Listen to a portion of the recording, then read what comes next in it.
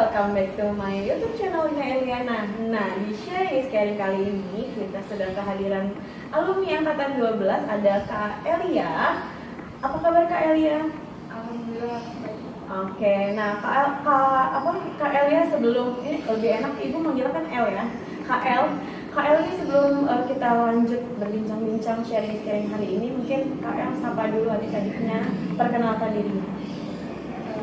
Hai semua, nama aku Anja, aku dari angkatan 12, dulu kelas 12 IPS 1. Oke, sekarang kuliah di Universitas Negeri Jakarta, jurusan Ilmu Komunikasi. Oke, jadi Kak Elia ini angkatan 12, anak kelas 12 IPS 1 dulu, kemudian kuliahnya di Komunikasi UNJ. Wah, kita berarti hari ini mau ngebahas tentang komunikasi UNJ lagi nih Bu, gitu kan. Waktu itu kita pernah di video pertama itu kita ada komunikasi UNJ Kak Aleta. Nah, hari ini kita mau ngebahas komunikasi UNJ bersama dengan Kak El gitu. Bedanya apa nih? Pasti akan ada beda pengalaman dan beda cerita yang kita dengarkan langsung sama Kak Elia nih ya. Mungkin sebelum Ibu bertanya tentang komunikasi gitu kan ya Kak El. Kak El nih diterima di jurusan komunikasi UNJ nih jalur apa sih Kak? Saya kemarin keterima di SBMPTN. SBMPTN. Nah, pada saat angkatannya KL kan SBMPTN atau UTBK kan skor UTBK-nya kan keluar nih. Kita bisa melihat. Masih ingat nggak sih skornya berapa? Kalau untuk detailnya nggak ingat sih, mungkin sekitar 500-an. Sekitar 500-an. Nah, diterima di komunikasi UNJ. Nah, kalau sebelum atau selain di jalur SBMPTN itu sendiri, KL tuh nyoba di jalur apa lagi sebelum itu, sebelum SBM? Dan mungkin diterima atau enggak? Sebelumnya saya nyoba SNMPTN sih. Oke, SNMPTN. Untuk pilihan pertama itu ambil ilmu komunikasi di Universitas Diponegoro, Kulit. terus yang kedua itu ilmu komunikasi Universitas di Jakarta. Oke, jadi di SNM pun KL ini udah milihnya komunikasi di Undip sama di UNJ. Tapi hasilnya belum beruntung ya Kak ya. Selain SNMPTN ada jalur-jalur vokasi kan, jalur-jalur PMDK seleksi rapot. Itu KL nyoba nggak? Kemarin nggak nyoba sih. Nggak nyoba, jadi berarti nyobanya SNM sama SBM saja. Oke, dan ternyata alhamdulillah rezekinya di SBMPTN. Oke, nah alasannya kenapa KL milih kuliahnya atau ambil jurusannya komunikasi? Kalau dari saya pribadi ya Bu, saya pikir saya orangnya ekstrovert dulu gitu Bu. Oke. Nah, terus saya senang berbicara sama orang, bersosialisasi juga. Jadi saya pengen memperdalam semacam ilmu ini kali ya, komunikasi interpersonal sama orang. Oke. Makanya saya pilih Komunikasi, karena pada saat itu KL berpikir KL ini kepribadiannya ekstrovert gitu, jadi lebih ingin mengembangkan hubungan interpersonal dan komunikasi interpersonal dengan orang lain. Nah, kemudian kalau di komunikasi sendiri, setelah masuk jadi mahasiswa komunikasi, apa yang dipelajari atau apa hal-hal yang menarik yang KL dapatkan di dalam prodi komunikasi itu sendiri? Kalau di prodi ilmu komunikasi UNJ ya Bu, mungkin saya selama ini sih udah belajar kayak periklanan, terus public relation, public speaking, dan ilmu-ilmu komunikasi lain kayak komunikasi antar pribadi, terus lintas budaya dan segala macam lain itu sih Bu. Oke. Dan menurut KL yang paling menarik nih apa yang dipelajari dari semua hal itu? Kalau menurut saya, bagi saya Bu, yang paling menarik itu periklanan sih Bu. Kenapa? Karena itu di situ kita dituntut gimana desain, dan desain itu kan kita nggak dibatasi Bu. Jadi benar-benar kita itu Kreatif. ya harus kreatif ya, dan nggak dibatasi sama sekali. Oke, jadi dengan ngedesain itu kayak kita menimbulkan ini ya, apa memicu kreativitas yang mungkin kita punya gitu. Jadi kita dituntut berpikir out of the box. Oke, itu out of the box itu kadang orang-orang yang punya jiwa-jiwa kreatif dan punya jiwa-jiwa seni yang ini ya bisa mengembangkan itu. Nah, informasi dan hubungan masyarakat. Padahal kan itu juga komunikasi ranahnya. Atau misalnya jurusannya broadcast gitu, atau public relation PR gitu kan.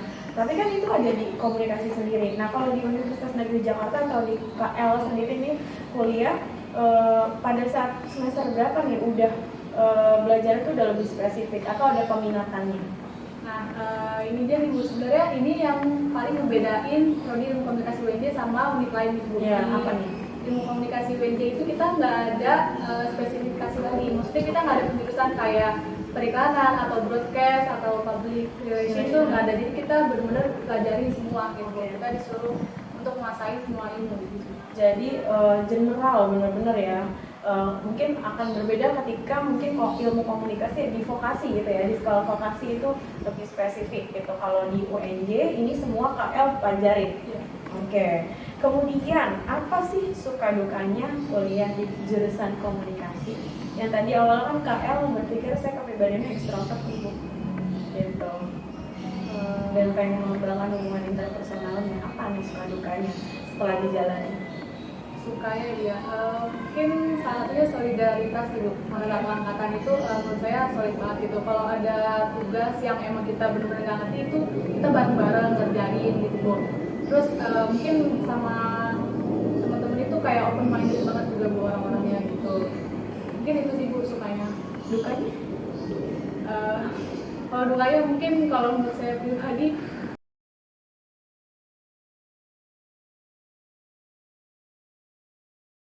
apa?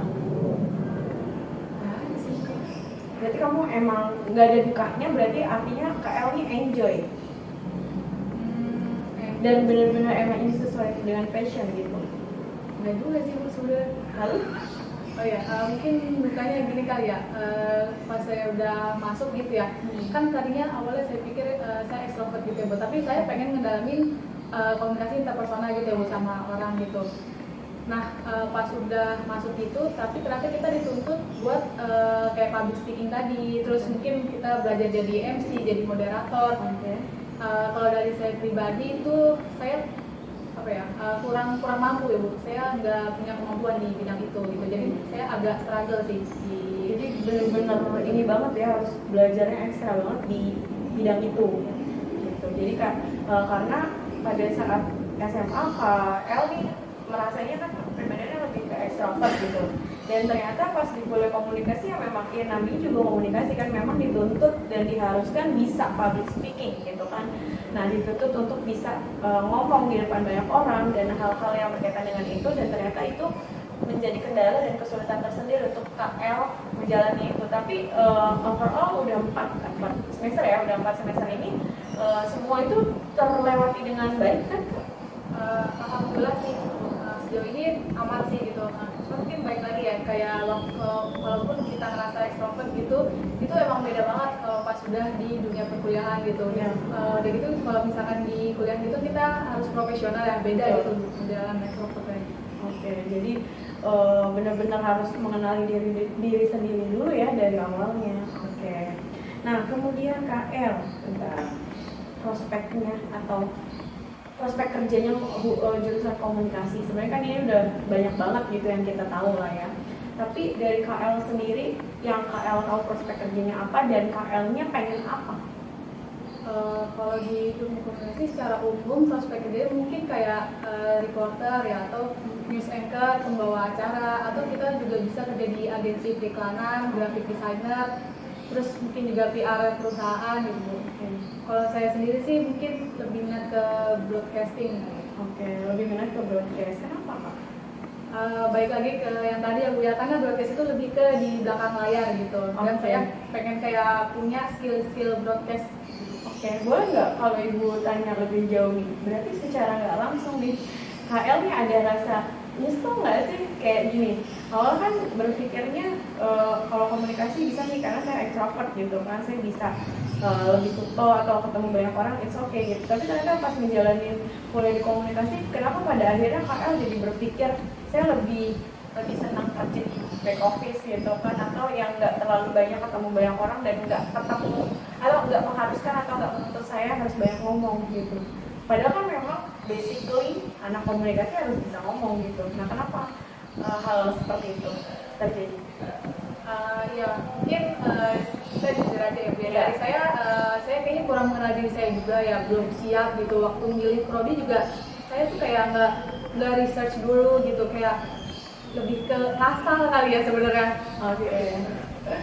Jadi belum mengenali diri sendiri dan menyimpulkan dengan sendirinya gitu. Dan itu yang mungkin jadi persepsi yang rada keliru nih akhirnya gitu ya. Tapi nyesel nggak sih? Sebenarnya kalau dibilang nyesel enggak juga sih ya Bu. Pasti kan kita belajar lagi ya, belajar hal baru, terus ketemu teman-teman baru juga. Nah itu menjadi salah satu faktor yang penyesalan itu tuh nggak terlalu besar gitu. Jadi kita tetap bisa jalanin walaupun itu awalnya kayak susah gitu. Ya. Jadi KL mencoba untuk terus struggle di jurusan komunikasi ini ya.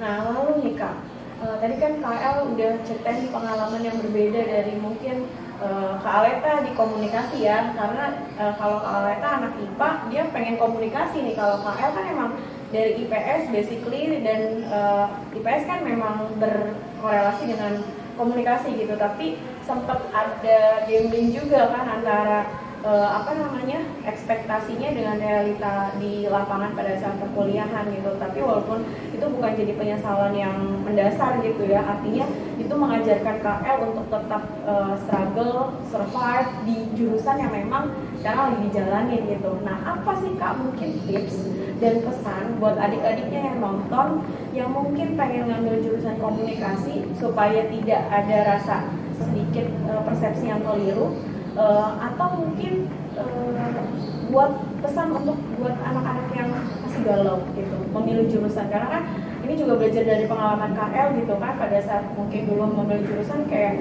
galau dan mungkin nggak diungkapin gitu, karena for your information juga kebetulan ibu juga guru BK-nya KL dulu waktu kelas 12, dan KL ini termasuk kalau menurutnya tadi ekstrovert, kalau menurut ibu ini KL ini agak introvert sebenarnya.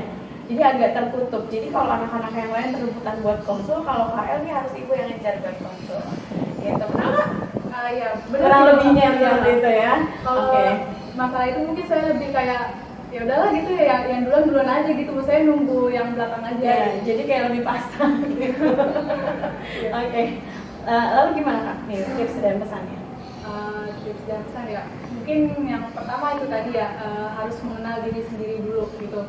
Terus lebih research lagi gimana, terus juga jangan pernah ragu gitu ya sama diri sendiri, walaupun tadi kayak aku gitu ngerasa oh kayaknya gue cocok di sini, tapi itu belum tentu juga wah saya nggak cocok nih di sini, dan itu nanti pas di kuliahan ngerasa nggak cocok itu belum tentu juga ya. Jadi benar-benar harus riset antara teori dan aplikasi ya, teori dan prakteknya gitu. Jangan sampai aduh kayaknya saya nggak cocok nih di sini, tapi kenyataannya kamu cocok di situ, atau saya cocok nih di sini, padahal kenyataan pas sudah dijalani itu nggak cocok. Jadi benar-benar pertimbangannya harus matang-matang. Mungkin risetnya nggak cuma baca dari Google, karena ketika kita baca itu banyak banget persepsi yang muncul tuh bisa jadi keliru pemahaman kita, ya nggak sih? Nah itu kalian juga harus banyak riset, mungkin sharing ke guru BK-nya, atau mungkin riset dengan cara sharing sama kakak kelasnya yang mungkin jurusannya sama atau yang bisa menimbang-nimbang, saya pengen komunikasi sama jurusan ini nih, antara ini sama ini gimana sih, tanya sama kakak kelasnya, mungkin kayak gitu ya Kak ya gitu. Jadi ini pengalaman berharga yang mungkin. Dan tadi kan pesan KL, kalian harus benar-benar mengenali diri kalian sendiri dulu, karena ketika kalian sudah mengenali diri sendiri, otomatis itu akan berjalan dengan sendirinya. Saya tahu nih apa yang akan saya raih atau apa yang mau saya kejar di kedepannya, iya nggak sih Kak? Betul. Ada lagi nggak yang mau disampaikan?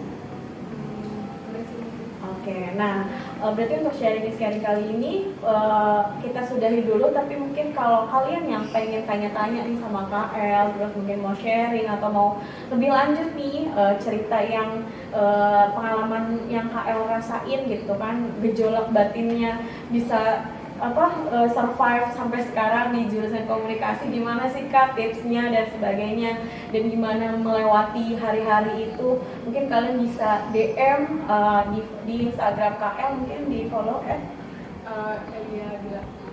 @Elia Dila. Nanti kalian bisa DM ya Kak, nanti dibales ya kalau ada yang nanya, jadi bisa buat sharing gitu. Nah mungkin untuk sharing sekian kali ini, terima kasih KL nih sudah hadir ke sekolah ya.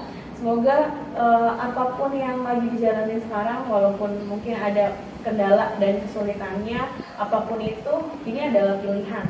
Ya nggak Kak? Ini komitmen yang harus KL jalani selama 4 semester lagi.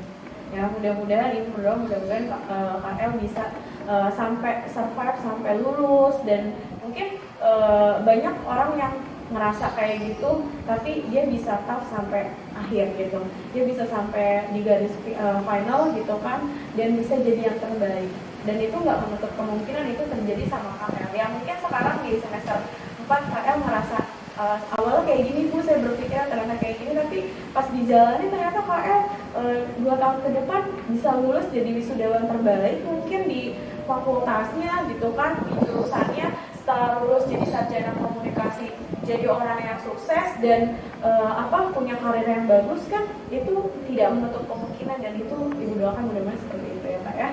Oke, kalau gitu untuk sharing kali ini bersama KL ya, komunikasi UNJ kita sudahi dulu. Kalau gitu, assalamualaikum warahmatullahi wabarakatuh. See you next video. Jangan lupa like, comment, and subscribe. Oke, see you.